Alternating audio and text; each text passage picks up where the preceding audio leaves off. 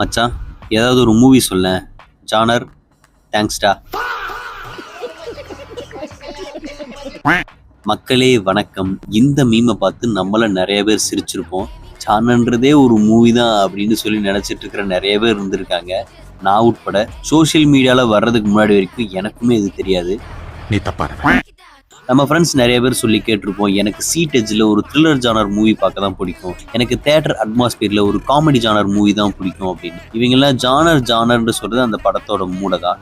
World லெவலில் பார்த்தீங்கன்னா action, comedy, drama, romance, thriller, horror, sci-fi, ஃபேண்டசின்னு ஒரு 8 ஜானர் ஆஃப் மூவிஸ் தான் இருக்குது.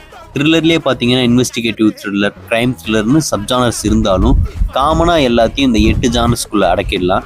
இந்த 8 ஜானர் பற்றியும் அதுக்கான கிராமர் பற்றியும் டீட்டெயில் வீடியோ வேணும்னா கமெண்ட் பண்ணுங்கள்.